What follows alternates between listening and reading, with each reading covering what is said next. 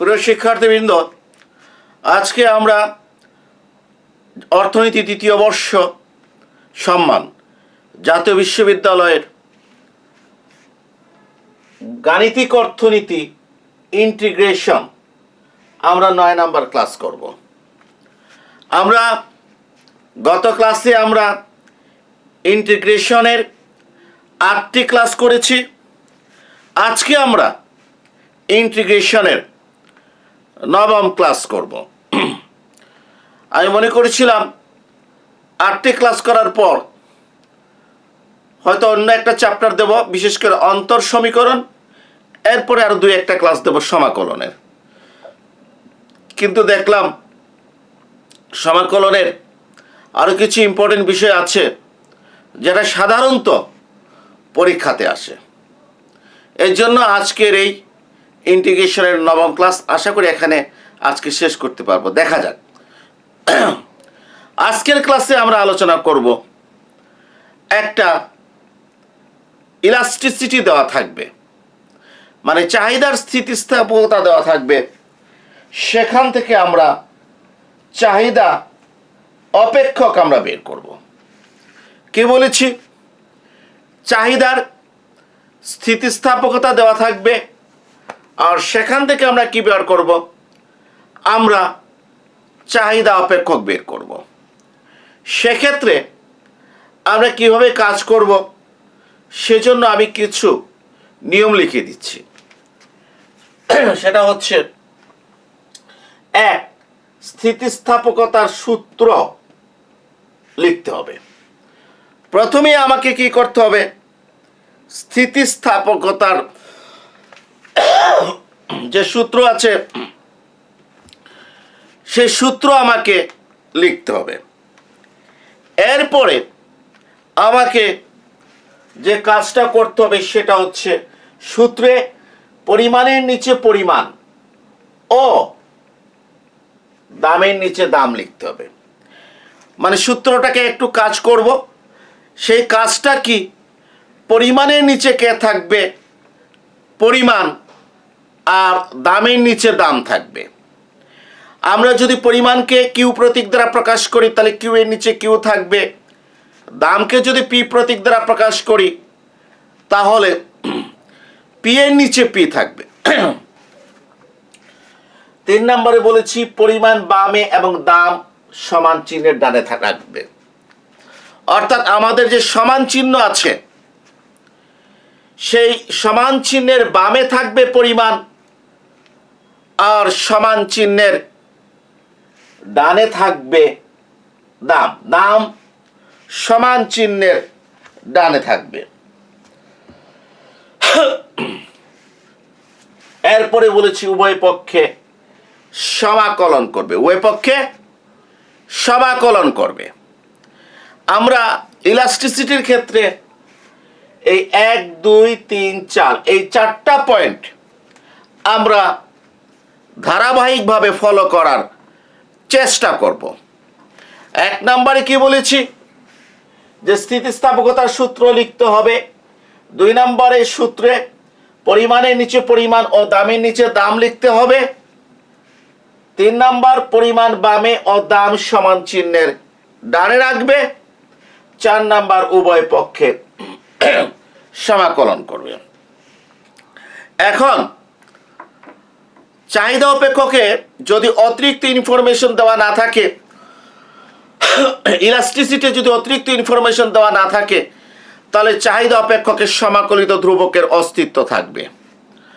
আর যদি অতিরিক্ত ইনফরমেশন দেওয়া থাকে তাহলে আমরা সমাকলিত ধ্রুবকের মান বের করতে পারবো। এখন আমি একটা অঙ্ক করি।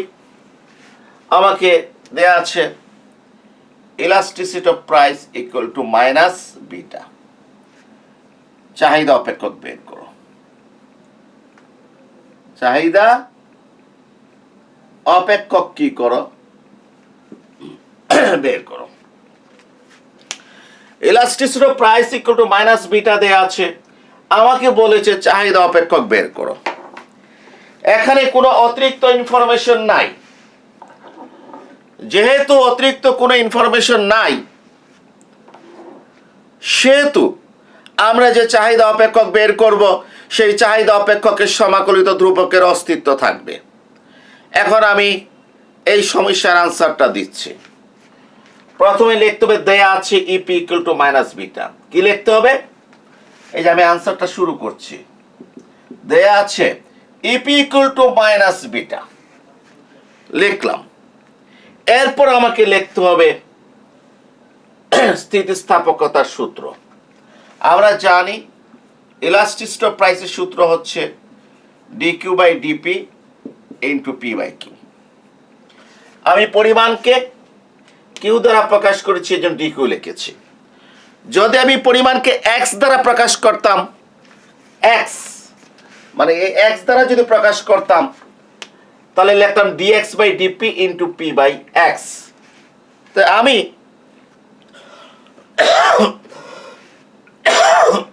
কিউ প্রতীক কি করেছি ব্যবহার করেছি।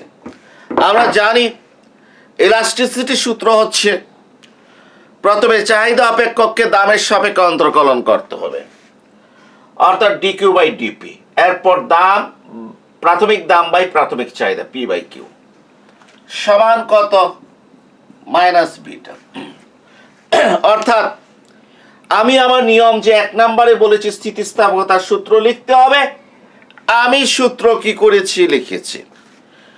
এবং একটা দৃষ্টি আকর্ষণ করছি, আমি স্থিতিস্থাপকতার এই অঙ্কটি যে নিয়মে করব, সমস্ত অঙ্ক কিন্তু ঠিক একই নিয়মে করা যাবে। এরপরে 2 নম্বরে কি বলেছি? সূত্রে পরিমাণের নিচে পরিমাণ ও দামের নিচে দাম লিখতে হবে। সূত্রে পরিমাণের নিচে পরিমাণ, অর্থাৎ ডিকিউ এর নিচে কে আসবে? কিউ। আর পি নিচে কে আসবে? ডিপি সমান মাইনাস বিটা। এটা জাস্ট সাজানো, আমি আমার মতো লিখে দিচ্ছি, আমি যেভাবে সহজ মনে করি। যদি নিয়মটা যদি মনে থাকে, যে কোনো ইলাস্টিসিটির অঙ্ক খুব সহজে করতে পারবো। 2 নাম্বারটা কি বলেছি? সূত্রে পরিমাণের নিচে পরিমাণ ও দামের নিচে দাম লিখতে হবে। তাহলে এই যে কিউ এর নিচে কিউ লিখেছি আর পি এর নিচে এই ডিপি লিখেছি। 3 নম্বরে বলেছি পরিমাণ বামে ও দাম সমান চিহ্নের ডানে যাবে, অর্থাৎ সমান চিহ্নের বামে কে থাকবে? পরিমাণ। আর সমান চিহ্নের ডানে কে চলে যাবে? দাম। এই যে আমার সমান চিহ্ন আছে, পরিমাণটা অলরেডি কোথায় আছে? বামে আছে, বামে থাকবে। পরিমাণটা কোথায় আছে? বামে আছে, সমান চিহ্নের বামে থাকবে। দাম কোথায় চলে যাবে? ডানে। ডানে মাইনাস বিটা আছে, এই দামটা ইনটু হিসাবে আছে। ডানে চলে গেলে হর কোথায় চলে যাবে? লবে। এই যে দেখাচ্ছি হরে ডিপি আছে, এটা কোথায় চলে যাবে? লবে। লবে পি আছে, এটা কোথায় চলে যাবে? হরে। আমি আবার দৃষ্টি আকর্ষণ করছি, আমি বলতে চাচ্ছি যে 3 নম্বরে লেখা আছে পরিমাণ বামে এবং দাম সমান চিহ্নের ডানে রাখবে। তাহলে সমান চিহ্নের বামে পরিমাণ অলরেডি আছে, দামটাকে ডানে যদি নিয়ে যাই, ইনটু আছে, ডিপিটা উপরে যাবে, পিটা নিচে যাবে, আর মাইনাস বিটা তো আছেই। পরের লাইনে একটু সাজাই, না সাজালেও চলবে, না সাজালেও চলবে, কিন্তু আমরা আমাদের সুবিধার জন্য একটু সাজাচ্ছি। সেটা হচ্ছে 1 বাই কিউ ডিকিউ। এই যে ডিকিউ বাই কিউ যে কথা, 1 বাই কিউ ডিকিউটা একই কথা। কেন? এই ডিকিউটা আমি এখানে লিখলাম এবং ভগ্নাংশ চিহ্নের ডানে লিখলাম। তাহলে ডিকিউর জায়গায় কত আছে? একটা 1 আছে, 1 লিখলাম। ঠিক একইভাবে মাইনাস বিটা 1 বাই পি, ডিপিটা কোথায় চলে গেল? ডানে। এইভাবে আমি সাজালাম। এই লাইন লিখলেও চলবে, না লিখলেও চলবে। এরপরে 4 নম্বরে কি আছে? উভয় পক্ষে সমাকলন করবে। এখন কি লিখব? উভয় পক্ষে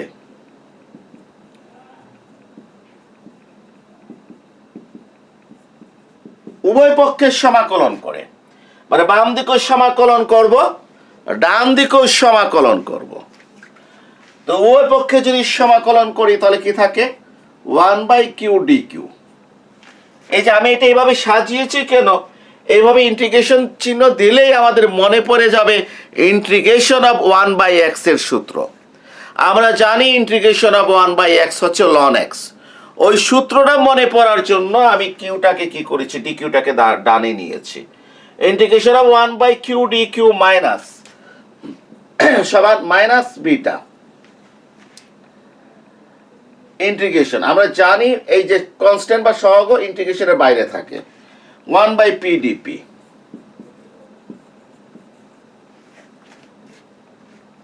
উভয় পক্ষের সমাকলন করে। আমরা জানি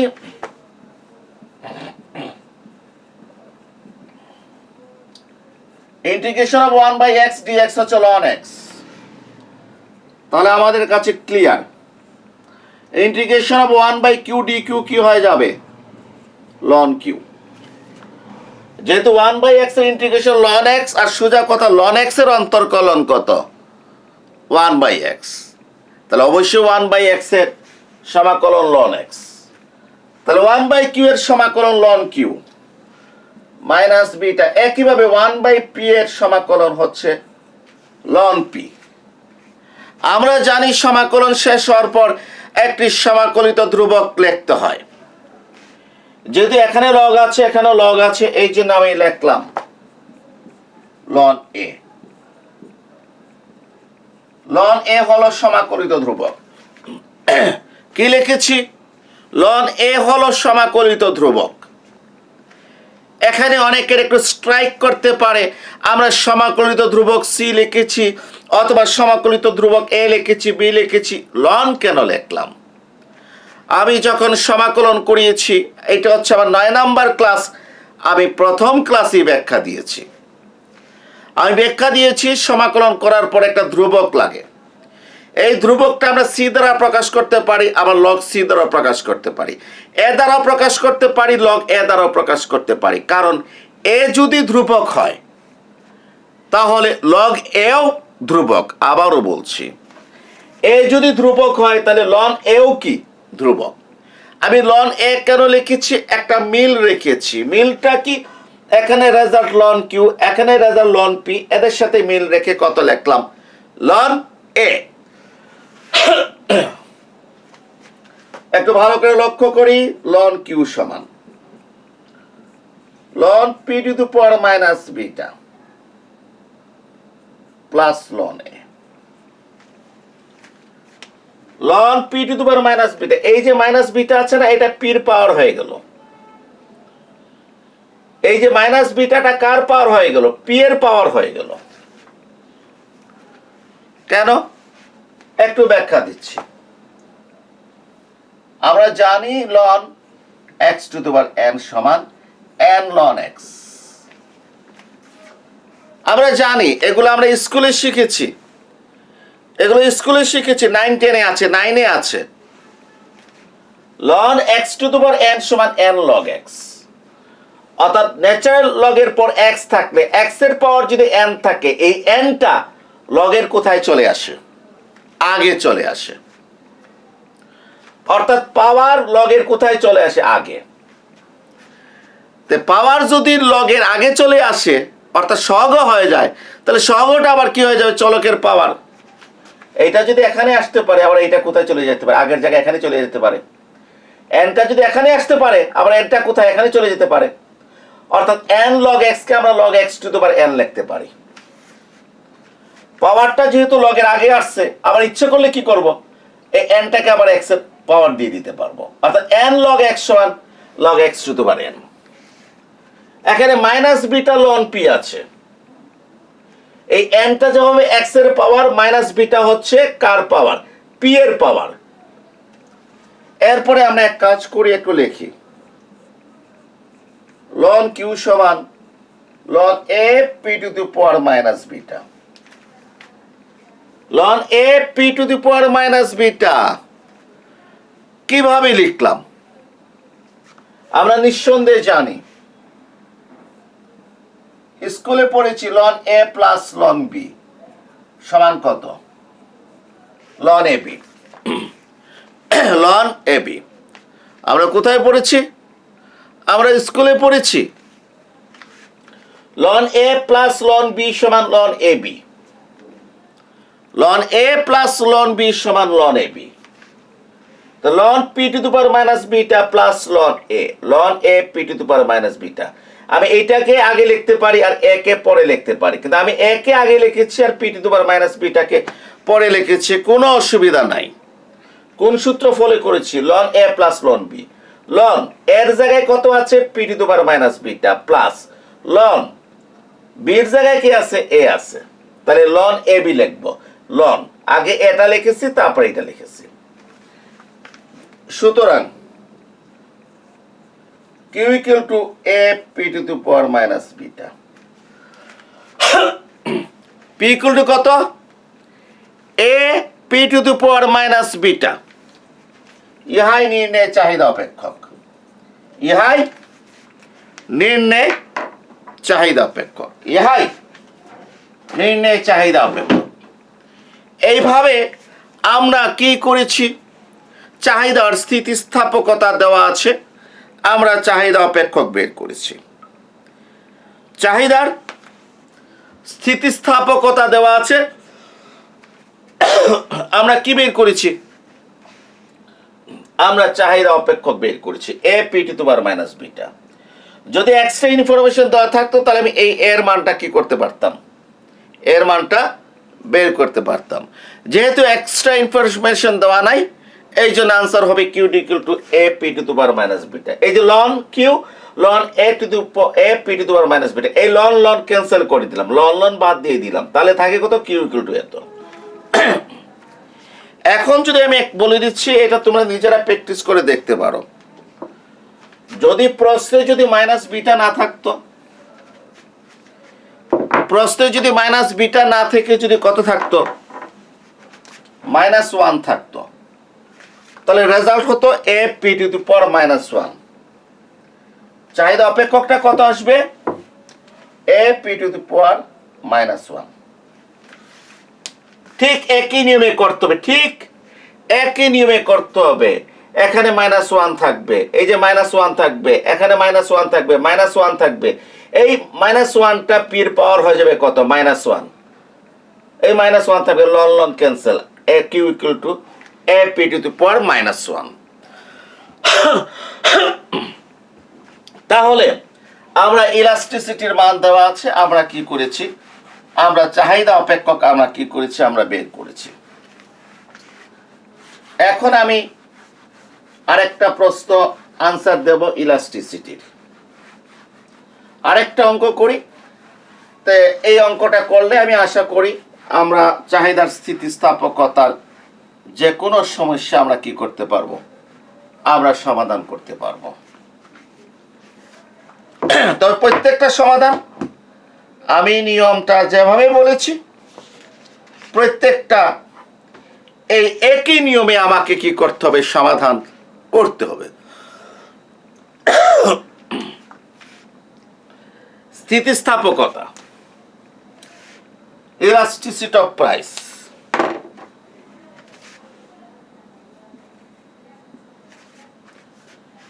minus 4p into 1 plus p, 4p into 1 plus p, নিচে হচ্ছে কিউ, নিচে কত? কিউ। চাহিদা অপেক্ষক বের করো যখন p equal to 0 হলে, q equal to 50। আমাকে বলেছে চাহিদা অপেক্ষক বের করো যখন p equal to 0 হলে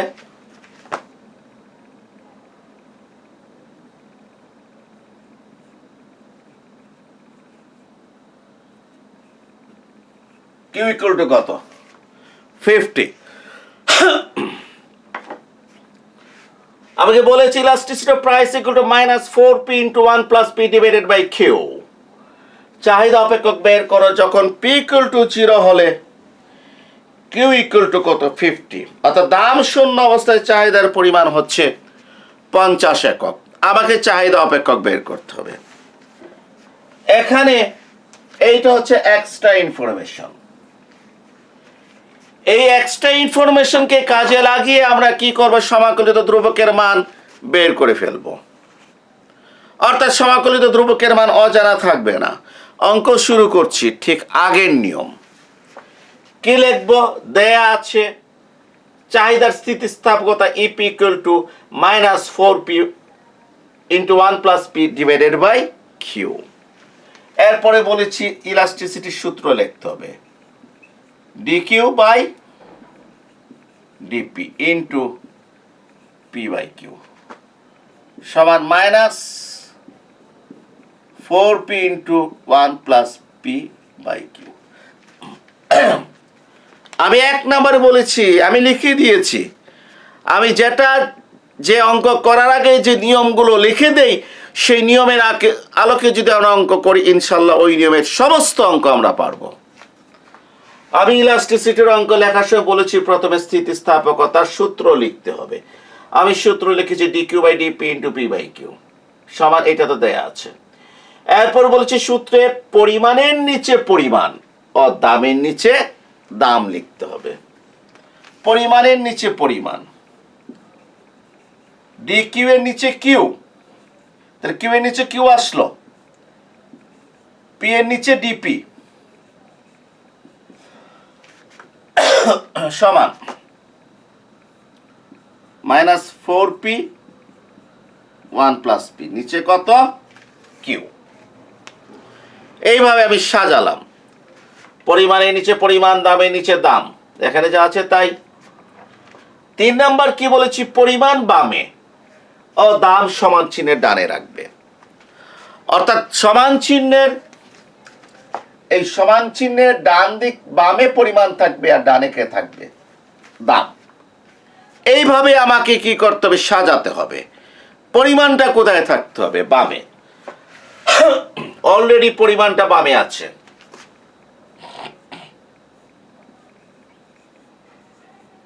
পরিমাণ সমান চিহ্নের বামে আছে। এই যে ডানে একটা পরিমাণ আছে, একেও কোথায় আনতে হবে? বামে। আমরা জানি হরকে যদি বামে নিয়ে আসি, তাহলে এটা কোথায় চলে যাবে? লবে। মানে সাইড চেঞ্জ করলে আমি ডানেরটাকে বামে অথবা বামেরটাকে ডানে, সাইড যদি চেঞ্জ করি গুণের আকারে থাকে, হর লবের লব হরে চলে যাবে। কিউটা হরে আছে, এই বেচারা কোথায় চলে যাবে? সাইড চেঞ্জ করলে বামে কোথায় চলে যাবে? লবে চলে যাবে। এই যে লবে লিখলাম, কারণ হরে 1। এই কিউটা যদি এদিকে চলে আসে, তাহলে এখানে কত থাকে? -4p into 1 plus p।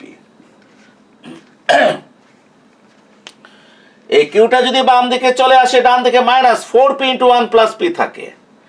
এরপরে কি বলেছে? দাম সমান চিহ্নের ডানে রাখবে। এ দাম কোথায় চলে যাবে? ডানে। এই ইন্টু যদি ডানে যায়, তাহলে p কোথায় যাবে? হরে। লব চলে যাবে হরে, হর চলে যাবে কোথায়? লবে। অর্থাৎ আমরা কাজ করব আমাদের সিস্টেম অনুযায়ী, আমাদের নিয়ম অনুযায়ী।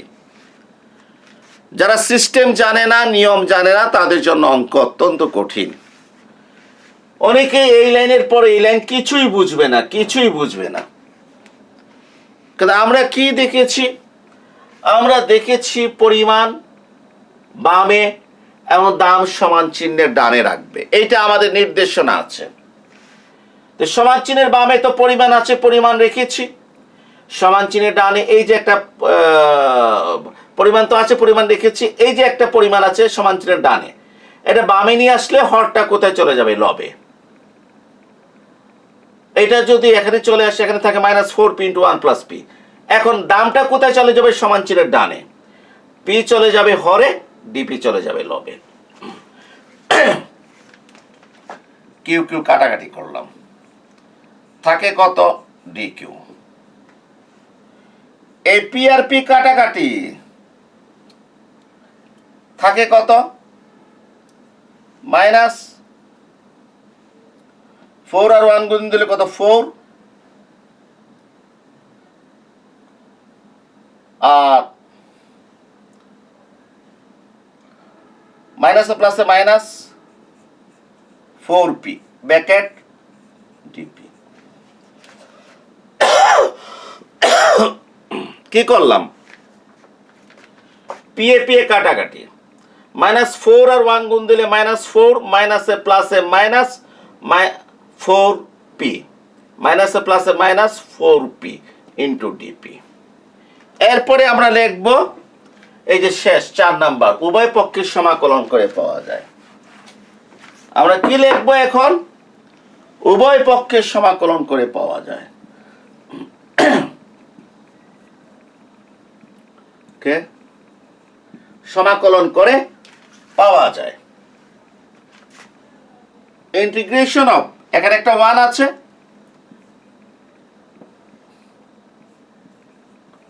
ওয়ান ডি কিউ, এখানে একটা 1 আছে, ইন্টিগ্রেশন অফ 1 ডি কিউ সমান, এখানে 1 পার্ট 2 পার্ট, কয় পার্ট, 1 পার্ট 2 পার্ট, একটা হচ্ছে -4 ইন্টিগ্রেশন অফ 1 ডিপি, -4 এর ইন্টিগ্রেশন অফ 1 ডিপি, আসলে integration of -4 DP, integration of, এখানে ইন্টিগ্রেশন উভয় পক্ষের সমাকলন করে, এটা তো সমাকলন করলাম। এরপর তোমাদের সুবিধার জন্য এক কাজ করি, এটাকে একটু বিস্তারিত দেখাই, তাহলে সুবিধা হবে। ইন্টিগ্রেশন অফ -4 পি, তারপর কত ডিপি, অর এটা হচ্ছে 1 কে কিউ সাপেক্ষে সমাকলন করলে কত হবে, কিউ। 1 কে কিউ এর সাপেক্ষে সমাকলন করলে রেজাল্ট হচ্ছে কত, কিউ। আর এটা মাইনাস আগে চলে আসবে, 4 চলে আসবে, 1 ডিপি। কেন, এখানে সমাকলন 2 পার্ট, একটা পার্টে -4 আছে, ইন্টিগ্রেশন চিহ্নের আগে নিচ্ছি 1 ডিপি, আবার -4 হচ্ছে সহগ, ইন্টিগ্রেশন অফ পি ডিপি। হ্যাঁ, কি লিখবো, পিডিপি। আর ইন্টিগ্রেশন অফ -4টা আগে এসেছে, ইন্টিগ্রেশন অফ 1 ডিপি, -4টা এখানেও আনছি, ইন্টিগ্রেশন অফ কত, পি ডিপি। এরপরে কি হবে, -4, 1 ইন্টিগ্রেশন পি সাপেক্ষে কত, পি। আমরা জানি 1 ইন্টিগ্রেশন x এর সাপেক্ষে x, পি এর সাপেক্ষে পি, কিউ এর সাপেক্ষে কিউ। 1 ইন্টিগ্রেশন -4, পি এর পাওয়ারটা 1, 1 + 1, 1 + 1 প্লাস সি, সি হচ্ছে সমাকলিত ধ্রুবক, সি কি, সমাকলিত ধ্রুবক। এরপরে আমরা এক কাজ করি, কিউ ইকুয়াল টু, আগে সিটা লিখলাম, সি -4p, -4p মাইনাস 4 কে 2 দ্বারা ভাগ করলে 2 পি স্কয়ার ডট ডট কয় নাম্বার, 1 নাম্বার। প্রথমে কি করেছি, এই প্লাস সিটা আগে লিখেছি, এরপর -4p দিয়েছি, এরপর -4, এখানে 2 কাটাকাটি গিয়ে -2, 4 কে 1 1 2 দ্বারা ভাগ করলে কত, 2 দ্বারা ভাগ করলে 4 কে 2 হচ্ছে, উপরে P square dot dot 1 number. যদি আমাকে এই এক্সট্রা ইনফরমেশন দেওয়া না থাকতো, এটাই হচ্ছে আমার চাহিদা অপেক্ষক। আবারও বলছি, যদি আমাকে এক্সট্রা ইনফরমেশন দেয়া না থাকতো, তাহলে এইটাই আমার কি হয়ে যেত, আনসার। কিন্তু আমাকে এক্সট্রা ইনফরমেশন দেয়া আছে, এই এক্সট্রা ইনফরমেশন হতে আমি কি করব, সমাকলিত ধ্রুবক সি এর মান বের করব। আমার আগের অঙ্কে কিন্তু এক্সট্রা ইনফরমেশন ছিল না। আমি লিখব, দেয়া আছে পি ইকুয়াল টু 0 হলে কিউ ইকুয়াল টু 50, দেয়া আছে পি ইকুয়াল টু 0 হলে কিউ ইকুয়াল টু 50। এরপর কি লিখব, 1 নং হতে, এই 1 নং এ কিউ এর জায়গায় কত লিখব, 50 লিখব। 1 নং এ কিউ এর জায়গায় কত লিখব, 50। এরপর সি লিখব -4, পি এর জায়গায় কত লিখব, 0। কেন, প্রশ্ন বলেছে পি ইকুয়াল টু 0 হলে কিউ ইকুয়াল টু 50, যেহেতু এখানে 50 বসিয়েছি, তাহলে পি এর জায়গায় 0, পি এর জায়গায় 0 বসাতে হবে। মাইনাস টুয়াইস পি এর জায়গায় 0 স্কোয়ার অর 50 ইকুয়াল টু, এটা পুরাটা 0 হয়ে গেল, এই সিটা থাকে।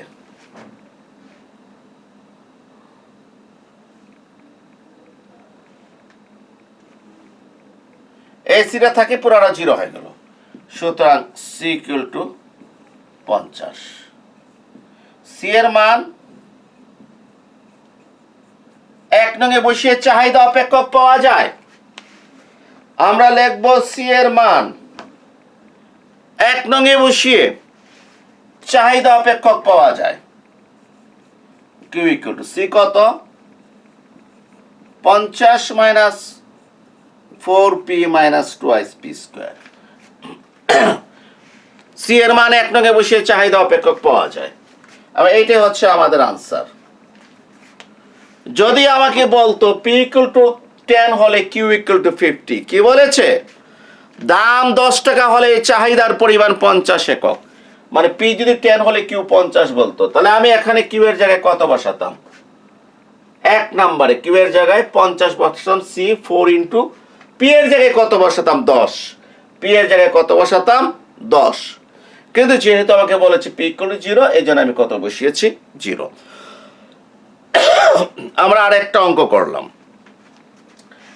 আমি আশা করি চাহিদার স্থিতিস্থাপকতা সংক্রান্ত যে কোনো সমস্যার সমাধান আমরা করতে পারবো। আমি অনুরোধ করব যে নিয়মগুলো কিন্তু 1, 2, 3, 4 যে নিয়মগুলো লিখিয়ে দিয়েছি সেটা কিন্তু ভালো করে কি করতে হবে? দেখতে হবে। এবং কিন্তু আমি নিয়মের ভিত্তিতে পুরো অঙ্কটা কি করেছি?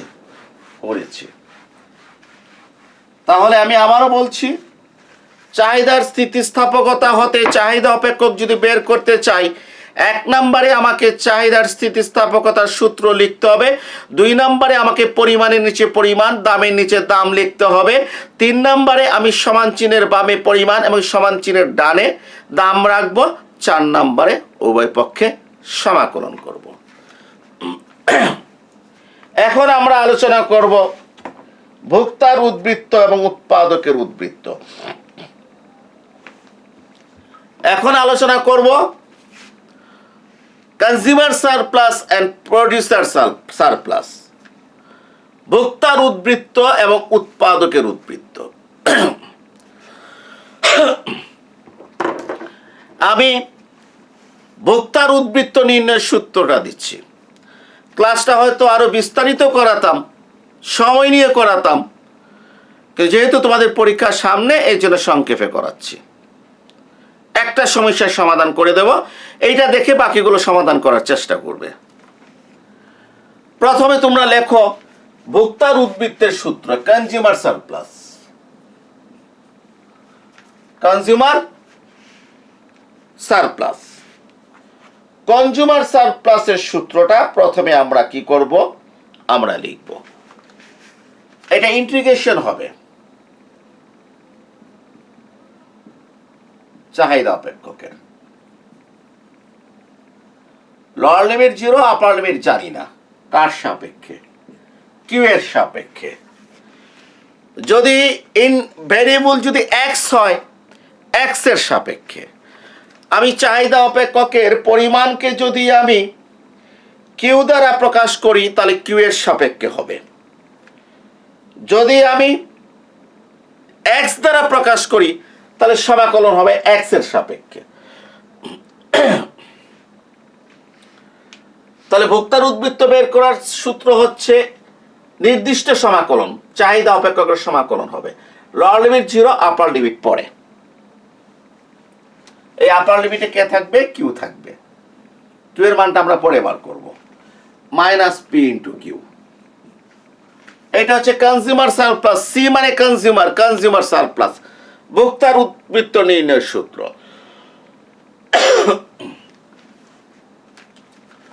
উৎপাদকের উদ্বৃত্ত নির্ণয়ের সূত্র হচ্ছে প্রোডিউসার সারপ্লাস। উৎপাদকের উদ্বৃত্ত নির্ণয়ের সূত্রটা এখন লিখব, সেটাকে আমরা প্রডিউসার সারপ্লাস দ্বারা প্রকাশ করি। পিএস এটা হচ্ছে P Q minus integration lower limit 0 upper limit Q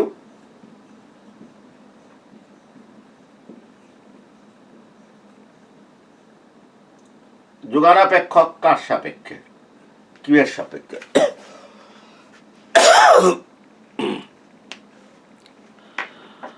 আমরা যদি ভোক্তার উদ্বৃত্ত যদি বের করতে চাই তাহলে আমরা চাহিদা অপেক্ষকের ইন্টিগ্রেশন করব মাইনাস দাম ইনটু পরিমাণ।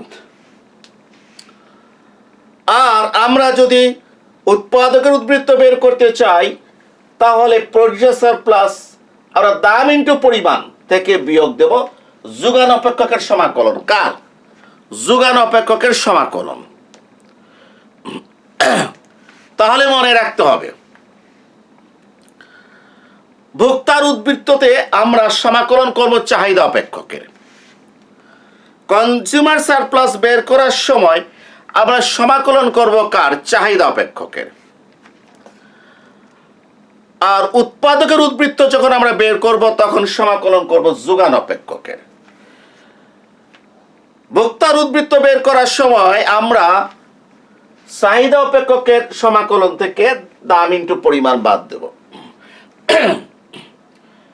আর উৎপাদকের উদ্বৃত্ত বের করার সময় দাম ইনটু পরিমাণ থেকে যোগান অপেক্ষকের সমাকলনের মান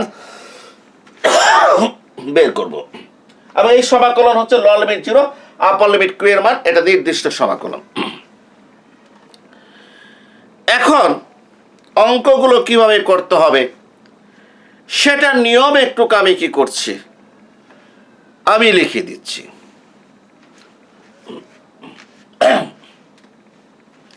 এক নাম্বার দাম মানে পি, অ পরিমাণ মানে কি কিউ, কিউ হতে পারে 100 হতে পারে, এর মান বের করতে হবে।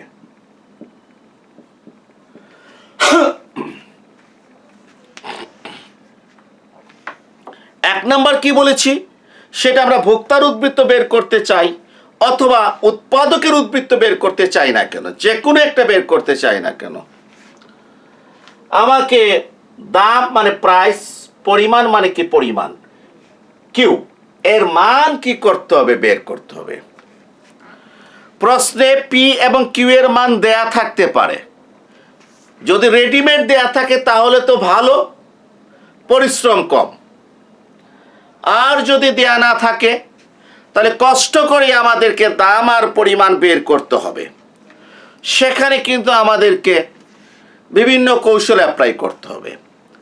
যেমন দাম যদি দেওয়া থাকে তাহলে চাহিদা অপেক্ষকে দাম বসিয়ে দিলে পরিমাণ পেয়ে যাব। কিন্তু অনেক সময় দাম পরিমাণ কোনোটাই দেওয়া থাকে না, চাহিদা দেওয়া থাকে, যোগান দেওয়া থাকে। তখন আমরা বাজার ভারসাম্যের শর্ত হচ্ছে, বিশেষ করে পূর্ণ প্রতিযোগিতামূলক বাজারে ভারসাম্যের শর্ত হচ্ছে চাহিদা সমান যোগান, কিউডি ইকুয়াল টু কিউএস করে আমি দাম এবং পরিমাণ বের করব। আবারও বলছি, যদি দাম দেওয়া থাকে তাহলে সে দামটা চাহিদা অপেক্ষকে বসিয়ে পরিমাণ বের করব। আর দাম পরিমাণ কোনোটাই দেওয়া নাই, তখন দেওয়া থাকবে চাহিদা সমীকরণ, যোগান সমীকরণ। আমরা ভারসাম্যের শর্ত হতে চাহিদা সমীকরণ এবং যোগান সমীকরণ সমান করব, সমান করলে আমরা দাম এবং পরিমাণ আমরা পেয়ে যাব। আর দাম আর পরিমাণ ছাড়া এই অঙ্ক করা আমাদের পক্ষে সম্ভব নয়, কারণ এই চাহিদা অপেক্ষকেও আমার ভোক্তার উদ্বৃত্তিতে দাম আর পরিমাণ আছে, প্রডিউসার সারপ্লাস ও দাম আর পরিমাণ আছে। অতএব অবশ্যই পি আর কিউ এর মান জানতে হবে। এরপরে 2 নম্বরে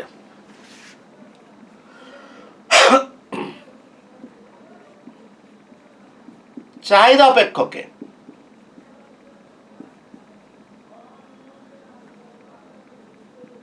দাম, চাহিদা অপেক্ষকে দাম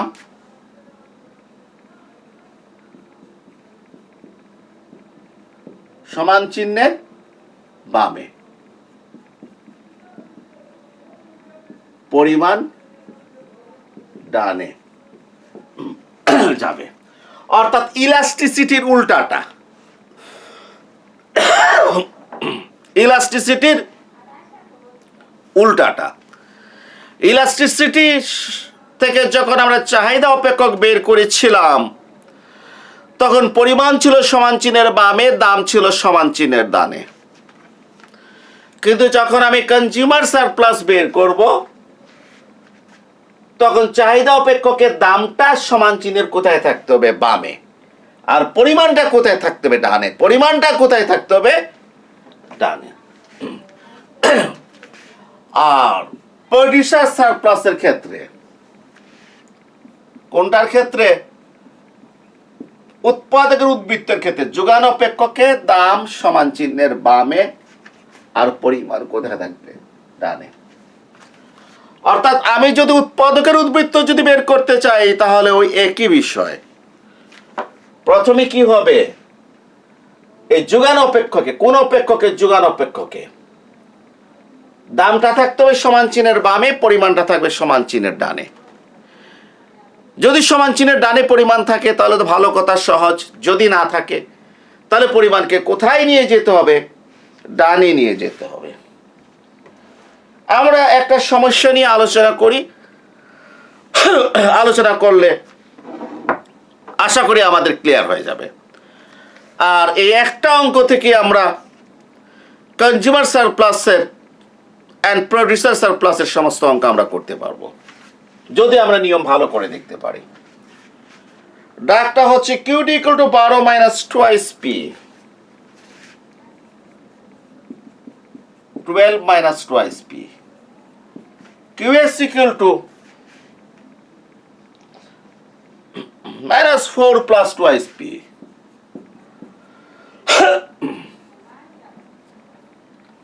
CS ও PS আমি সংক্ষেপে লিখছি।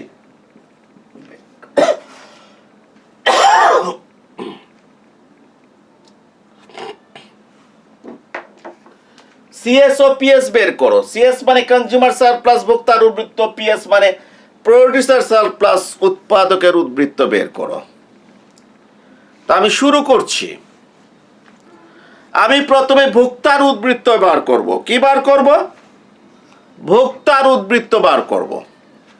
অতএব আমার মাথার ভিতরে সূত্র কোনটা? চাহিদা অপেক্ষকের ইন্টিগ্রেশন, ললমের 0 upper limit Q - P × Q। এক নম্বরে কি বলেছি? দাম ও পরিমাণের মান বের করতে হবে।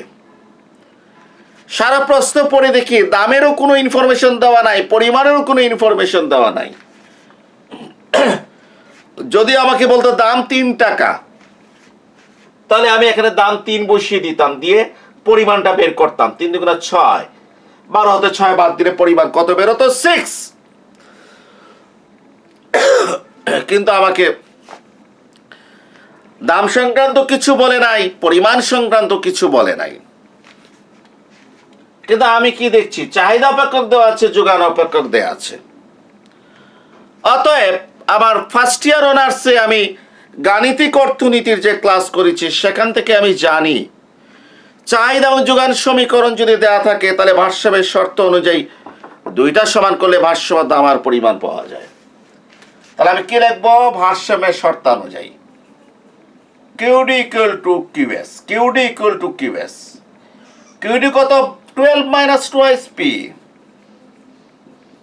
QS হচ্ছে -4 + 2 P।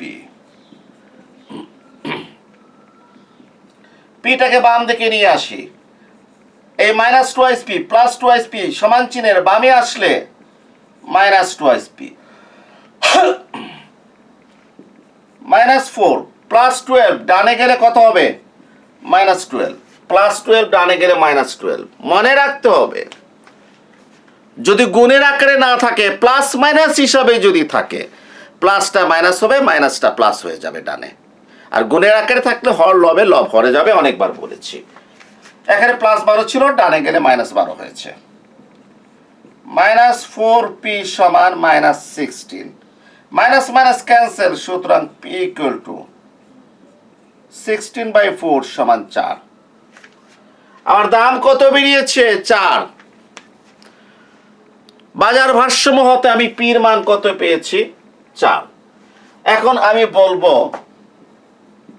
পি সমান 4 চাহিদার সমীকরণে বসিয়ে পাওয়া যায়। পি সমান 4 কোথায় বসিয়ে? চাহিদা। আমি যদি যোগান সমীকরণে বসাতে চাই কোনো অসুবিধা নাই, যে কোনো একটা বসালে চলবে। কিউডি গুলো চাহিদা সমীকরণ 12 minus 2 p or QD equal to 12 minus 2 into 4 or QD equal to 12 minus 8। সুতরাং QD সমান Q সমান কত? 4। অর্থাৎ আমার পরিমাণও কত বেরিয়েছে? 4। আমার দামও 4 বেরিয়েছে, আমার পরিমাণও কত বেরিয়েছে? 4। এখানে একটা জিনিস, যে কিউ কেন লিখেছি, যেহেতু এই দামটা হচ্ছে ভারসাম্য দাম, অথবা এই চাহিদা যা হবে যোগানও কি হবে তাই হবে। আর চাহিদা তো একটা পরিমাণ, এই যে শুধু কিউ দ্বারা লিখেছে কিউ ইকুয়াল টু 4, যেখানে কিউ প্রতীক আছে। কি প্রতীক আছে? কিউ। এই জন্য কিউটি না লিখে কি লিখলাম? কিউ। চাহিদা একটা পরিমাণ, তো পরিমাণকে কিউ প্রতীক দ্বারা লিখেছি, কিউ ইকুয়াল টু 4। তো এইভাবে আমরা কি করলাম, আমরা অত্যন্ত ইম্পর্টেন্ট দুটো জিনিস বের করেছি, দাম 4, পরিমাণও 4। এই যে তাহলে আমার এখানে পি কিউ এর মান বেরিয়ে গেল, আমার এইটারও মান বেরিয়ে গেল, আর এইটারও মান কি হয়ে যাবে? বেরিয়ে যাবে। আমার মাথায় কিন্তু এখন কি, ভোক্তার উদ্বৃত্ত বের করব, সমাকলন করব। কার সমাকলন করব? চাহিদা অপেক্ষকের। চাহিদা অপেক্ষক কত আছে? QD equal to 12 minus 2 P. আবার নিয়মে কি লেখা আছে? চাহিদা অপেক্ষকের দাম সমান চিহ্নের বামে, পরিমাণ ডানে যাবে। দাম সমান চিহ্নের বামে আর পরিমাণ সমান চিহ্নের ডানে যাবে। এখন দেখি দাম সমান চিহ্নের বামে আছে কিনা। আমার দামটা হচ্ছে পি সমান চিহ্নের কোথায়? ডানে। পরিমাণ কোথায়? বামে। অর্থাৎ কি করতে হবে? চাহিদা অপেক্ষকের দাম সমান চিহ্নের বামে, পরিমাণ ডানে যাবে। অর্থাৎ পিটাকে বাম দিকে নিয়ে আসতে হবে আর কিউটাকে ডান দিকে নিয়ে যেতে হবে। এই কাজটা আমাকে কি করতে হবে? করতে হবে। যদি রেডিমেড থাকতো, দামটা যদি বামে, পরিমাণটা যদি ডানে থাকতো, তাহলে আমি সূত্র লিখে অঙ্ক কি করতাম? শুরু করতাম। কেন দামটা সমান চিহ্নের কোথায় আছে? ডানে আছে। পিটা সমান চিহ্নের ডানে আছে না? নিয়মে কি লেখা আছে? চাহিদা অপেক্ষকের দাম সমান চিহ্নের কোথায় যাবে? বামে। এই ডান থেকে বামে যাবে, পরিমাণটা ডানে আসবে। তাহলে এই কাজটা এখন আমাকে কি করতে হবে? করতে হবে। এই কাজটা এখন আমাকে করতে হবে। দেয়া আছে QD equal to 12 minus 2 P. কি লিখতে হবে? দেয়া আছে চাহিদা অপেক্ষক QD equal to 12 minus 2 P. দাম সমান চিহ্নের বামে আসতে হবে। আমি দামকে সমান চিহ্নের বামে নিয়ে আসছি। 2 পি 12 মাইনাস কিউডি, কিউডিকে ডানে নিয়ে গেলাম। আর পি ইকুয়াল টু 12 কে 2 দ্বারা ভাগ করব, মাইনাস 1/2 কিউডি। সুতরাং P equal to 6 minus half QD. এই তো দামকে সমান চিহ্নের বামে এনেছি, পরিমাণকে ডানে নিয়ে এসেছি। এক কাজ করি, কিউডি না লিখে কিউ লিখলাম। ডানে কিউ লিখে দিই, যেহেতু চাহিদা যেহেতু একটা পরিমাণ, অথবা এটাকে কিউ প্রতীক দ্বারা কি করা যায়? চাহিদা একটা পরিমাণ, এটাকে কিউ প্রতীক দ্বারা প্রকাশ করা যায়। তাহলে P equal to 6 minus half Q. তা আমি কি করেছি? এই যে দামটাকে বামে নিয়ে এসেছি, পরিমাণটাকে ডানে নিয়ে এসেছি। পির মান বার করবো, এই উভয় পক্ষে 2 দ্বারা ভাগ করেছি। কিউডির সাথে একটা 1 আছে, 1/2, 6 মাইনাস হাফ কিউ। তাহলে এই যে চাহিদা অপেক্ষকটা দামের সাপেক্ষে ছিল, চাহিদা অপেক্ষকটাকে এখন পরিমাণের সাপেক্ষে এনেছি। কেন এনেছি? কারণ যখন ইন্টিগ্রেশন করব কার সাপেক্ষে? পরিমাণের সাপেক্ষে।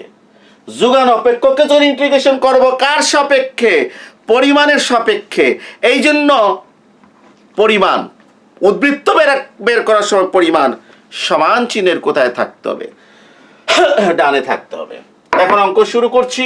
ভোক্তার উদ্বৃত্ত CS equal to lower limit 0, upper limit এত এত এত এত এত, এই সূত্রটা লিখতে হবে। আমি আমার অঙ্ক শুরু করছি। কি লিখেছি? এখন ভোক্তার উদ্বৃত্ত খাতায় লেখো CS ইকুয়াল টু, এই সূত্র পুরাটা কি করতে হবে? খাতায় লিখতে হবে। লেখার পর এখন আমি লিখব, মানে এই লাইনের পর ইমপ্লাইজ চিহ্ন দিয়ে লিখছি। ইমপ্লাইজ মানে কি? বা, এটা অর্থ হচ্ছে বা। CS equal to lower limit 0, upper limit 4। কারণ কিউ এর মানটা কত বের করেছি? 4। অতএব আপার লিমিটে 4, লোয়ার লিমিট তো 0। চাহিদা অপেক্ষকটা কত? 6 মাইনাস হাফ কিউ। এটা ইন্টিগ্রেশন করছি কার সাপেক্ষে? কিউ এর সাপেক্ষে। সাবধান, যদি x থাকতো তাহলে dx হবে।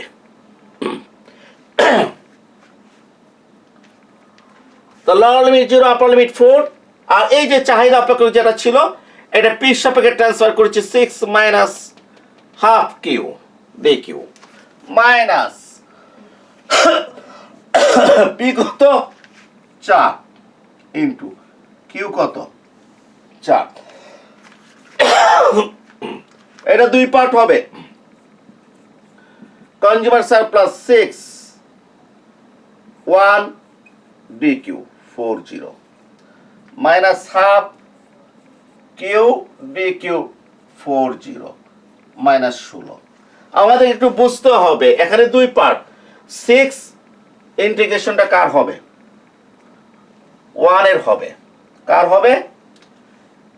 6 নিয়ে আসলে 1 হয়ে যাচ্ছে। 1 এর ইন্টিগ্রেশন হবে কিউ সাপেক্ষে, মাইনাস হাফ ইন্টিগ্রেশনের বাইরে কিউ ডি কিউ, ওই আগের মতো।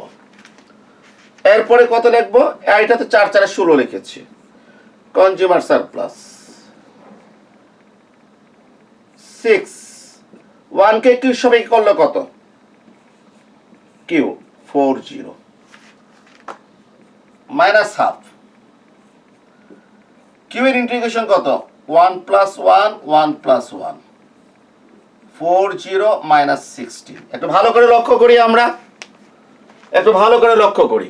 1 integration Q, upper limit 4, lower limit 0 minus half Q এর ইন্টিগ্রেশন 1 প্লাস 1 বাই 1 প্লাস 1, যেহেতু power 1, upper limit 4, lower limit 0 minus 16।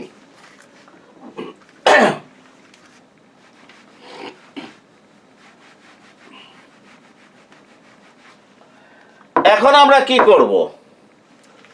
এখন আমরা লিখব কনজিউমার সারপ্লাস 6, এটা আপার লিমিট 4 বিয়োগ লোয়ার লিমিট 0, 4 বিয়োগ 0, আপার লিমিট 4 বিয়োগ বিয়োগ দিয়ে লোয়ার লিমিট 0।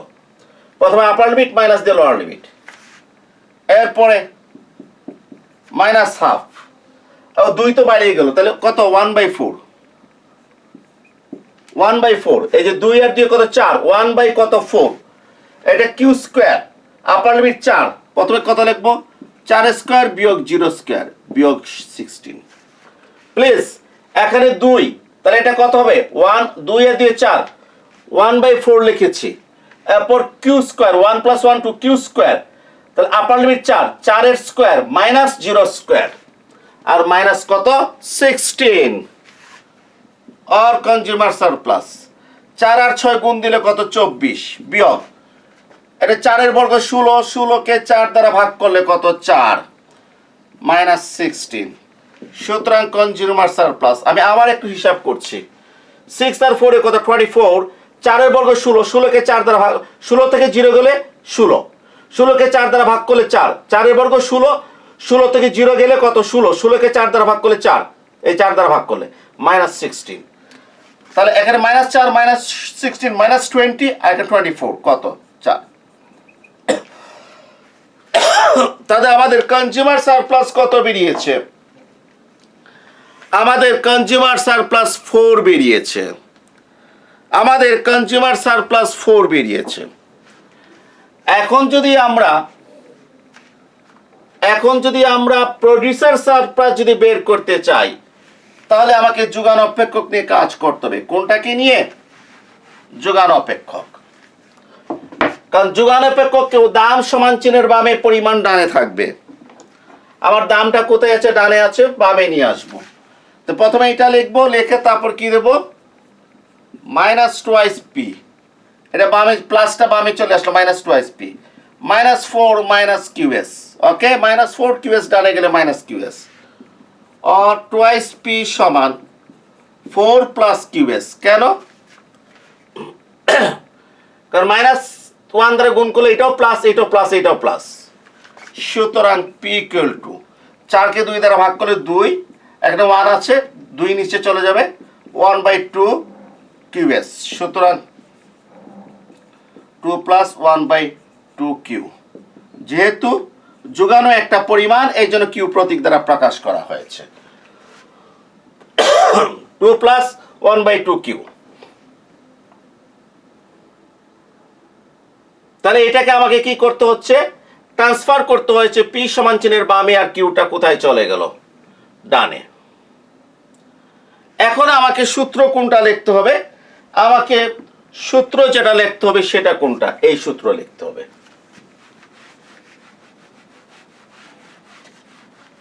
যে producer surplus PS equal to P Q minus এইটা লেখার পর এখন আমি কি দেব? Producer surplus P into Q. P কত? 4, কিউ 4, 4 ইন্টু 4 বিয়োগ ইন লোয়ার লিমিট 0, কিউ এর আপার লিমিট কত? 4। যোগান অপেক্ষক কোনটা? এই যে 2 plus half Q. 2 plus half Q কার সাপেক্ষে? কিউ এর সাপেক্ষে।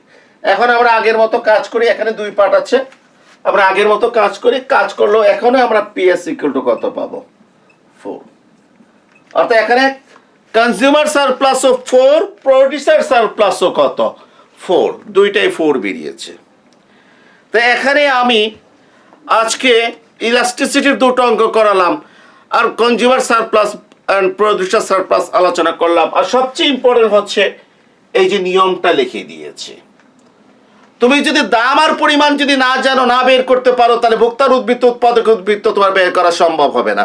অতএব সবার আগে চিন্তা করতে হবে কিভাবে দাম আর পরিমাণ বের করতে যায়।